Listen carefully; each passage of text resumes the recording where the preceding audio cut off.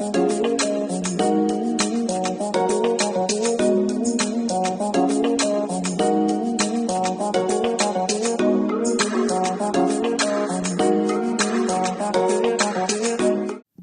morning I stand before you to talk a little bit about the historical significance of Dan.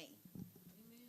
Now, we learned in the overview that the tribe of Dan possesses the ability to judge, to govern, and to rule by implication.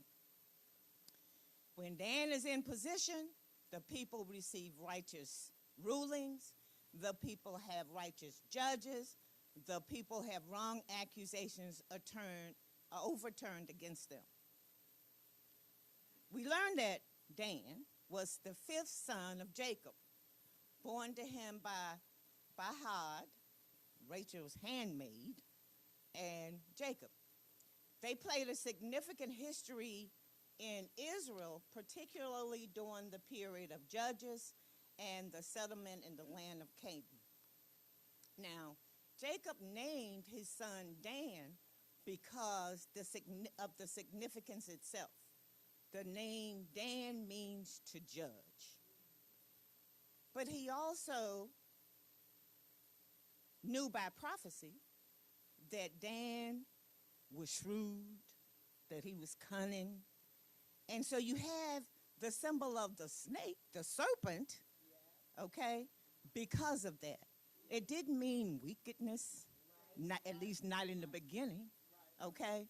But it gave him that name because of the shrewdness, his cunningness, his ability to overcome others with just the mind, the brain, the thinking. He could outthink others.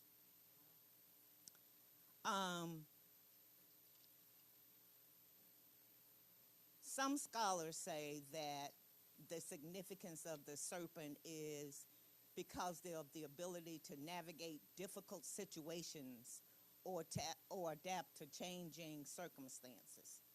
Like a serpent, Dan might have been adept at finding ways to achieve goals, whether it was through diplomacy, strategy, or other means.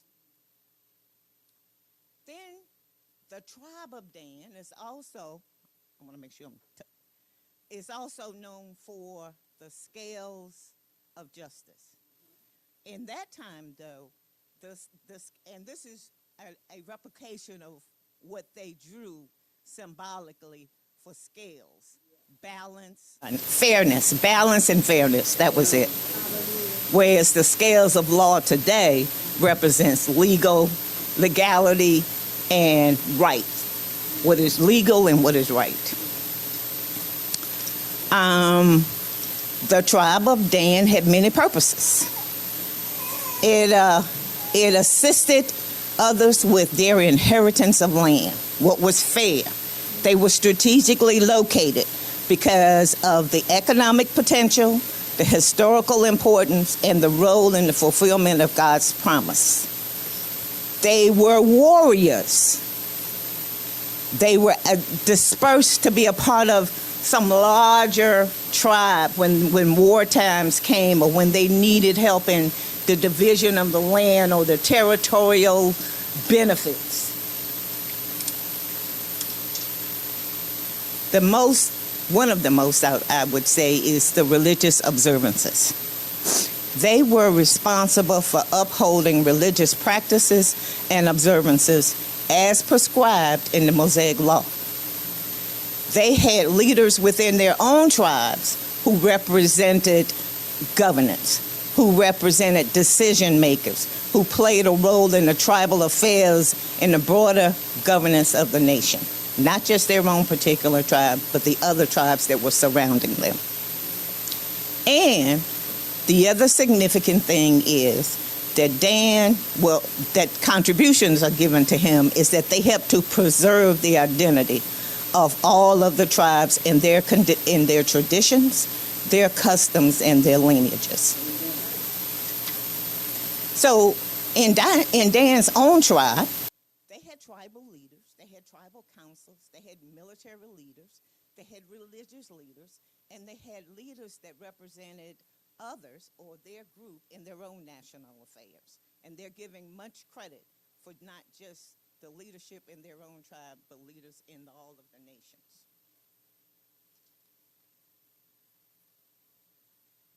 And I found that there was much credit given to Dan's tribe because of the significance of Jesus Christ in fulfilling the Old Testament prophecies and promises.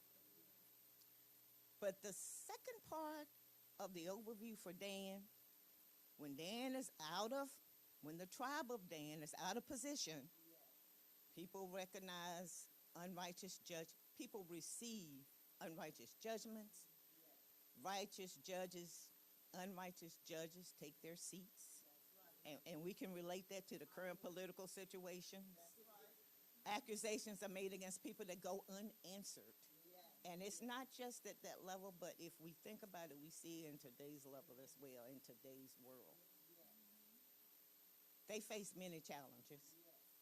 But I think at one point, Dan kind of got, the tribe of Dan kind of got the big head.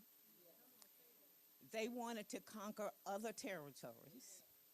They became disillusioned with the customs of Christianity. They began to have idol worship.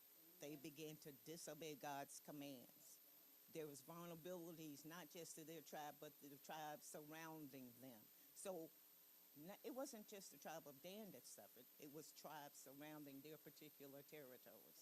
Because in the beginning, Dan had helped to set laws and rights and had the sense of fairness. Well, that was no longer the thing. And in the end, it is said that Dan's tribe lost its identity. And it had negative influences on others. But Jacob, because there was the prophecy that Dan would do so much good, Jacob also knew that Dan would redeem himself. He would ask to be redeemed. And so his identity, his relationship, his ability to judge and to be fair was returned to him. Yes. I put the emblem of the eagle here because Dan's son, Ahiser, I think is how you pronounce his name, he also saw the goodness in Dan and the fact that he had repented. And so he replaced the serpent on their emblem as a part of their breastplate. The eagle also signifies or has a symbol for judgment. And I believe that the message here regarding the tribe of Dan is we're no different. There are times when we are obedient. There are times when we follow whatever the current laws and customs might be. And there are times when we just drop off the scale and we go in a total different direction.